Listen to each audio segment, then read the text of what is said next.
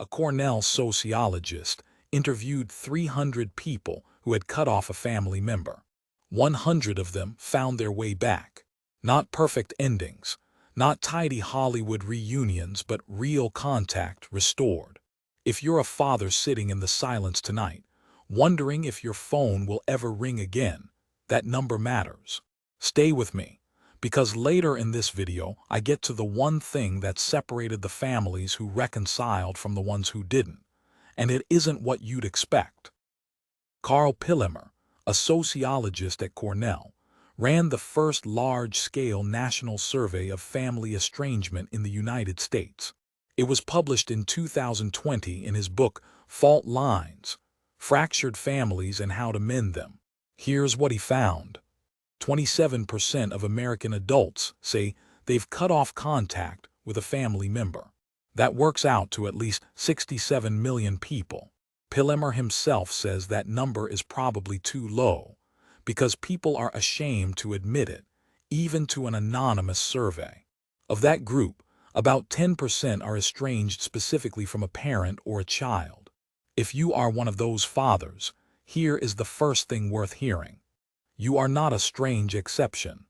You are part of a pattern large enough that a Cornell researcher built his career studying it. Takeaway: this is common, documented, and studied. It is not a private failure that only happened to you. That's the scale of it. But scale doesn't explain the ache. Why does an adult child, someone you raised, someone you drove to school and paid for and worried about at 2 in the morning, decide that silence is better than a phone call? That's where it gets interesting. Here's a scene worth imagining. A father and his grown son haven't spoken in 2 years. If you ask the father what happened, he'll usually point to one conversation, one holiday, one disagreement that went sideways. But Pillemer's interviews, the ones that make up the Cornell Family Reconciliation Project, tell a different story. Estrangement is almost never about a single incident. It's about a long accumulation, small moments of hurt or distance that built up over years, until one final moment became the excuse to stop trying. This matters because it changes the question. It's not, what did I do wrong that one time? It's, what pattern built up over 20 or 30 years that I may not have been able to see from where I was standing? That's a much harder question, and a much more honest one. Takeaway: the last fight is rarely the real cause. It's usually the final straw on a much longer pile. So if it's not about one moment, what is it about? That's the part that gets uncomfortable, and it's worth sitting with. This is the part of the topic that most videos skip, because it doesn't have a villain. In Pillemer's interviews, fathers and their estranged children almost always describe the same relationship in completely different ways. The father remembers effort, sacrifice, love expressed the only way he knew how. The child remembers absence, criticism, or a version of the relationship that felt one-sided. Neither person is lying. They are both telling the truth about how the same years felt from 2 very different chairs. Pillemer doesn't frame this as one side being right and the other wrong. He frames it as 2 honest accounts that don't match, and estrangement often grows in that gap between them. This is not a video about blame, and it won't become one. You already know your own story. What might be new is understanding that your child is carrying an equally real, equally sincere story that simply looks different from yours. That doesn't make you the villain. It doesn't make him the villain either. Takeaway: the silence often isn't about who's right. It's about 2 true stories that never got reconciled with each other. Now here's where it gets hopeful, because Pillemer didn't just study why families break. He studied how some of them found their way back. Out of the 300 people Pillemer's team interviewed for the Cornell Family Reconciliation Project, 100 reconciled. That's a third. Not a guarantee, not a fairy tale, but a real, documented possibility, coming from actual interviews with actual families, not wishful thinking. So what did those 100 have in common?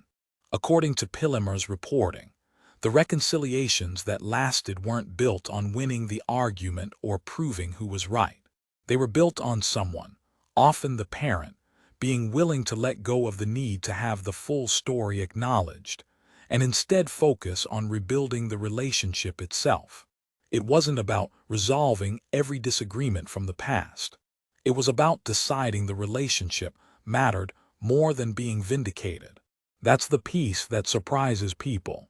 It's not about a perfect apology or a dramatic conversation where everything gets explained and forgiven. It's about a shift in priority from "I need you to understand my side" to "I want you in my life," even without full agreement on what happened. Takeaway: the reconciliations that worked weren't about winning. They were about choosing the relationship over the argument. That one shift sounds simple. It is not easy. But it's the difference between the 67% who stayed estranged and the third who found a way back.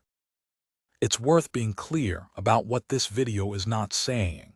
It is not saying you did something wrong. It is not saying your child is wrong either. Pillemer's research doesn't assign blame, and neither will this.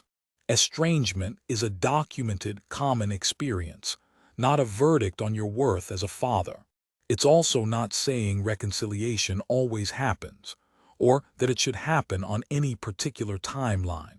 2 out of every 3 people in Pillemer's interviews had not reconciled at the time he spoke with them. Some relationships stay estranged for a long time, sometimes permanently. That's real too, and it doesn't mean you failed at fatherhood. It means you're living through something that a Cornell sociologist found common enough to write an entire book about. Takeaway: hope here is realistic, not guaranteed. A third found their way back. That's not nothing, and it's not everything. Here's what we covered. 27% of American adults have cut off a family member, and Pillemer believes even that number is too low. Estrangement usually builds slowly, not from one fight. And in the families who reconciled, the shift wasn't about winning the argument. It was about choosing the relationship over being right. This is not therapy, and nothing here is a diagnosis of your family or your child. It's a summary of documented research, offered so you know you're not alone in this. This is educational content, not financial advice. If you're a father in this silence right now, here's a question worth sitting with in the comments. What would it look like for you to choose the relationship over needing to be understood? You don't owe anyone an answer, but you might find it helps to write it down. If this kind of honest, sourced conversation is useful to you, consider subscribing. After 60 Kampus looks at the parts of getting older that nobody hands you a manual for. We'll see you in the next one.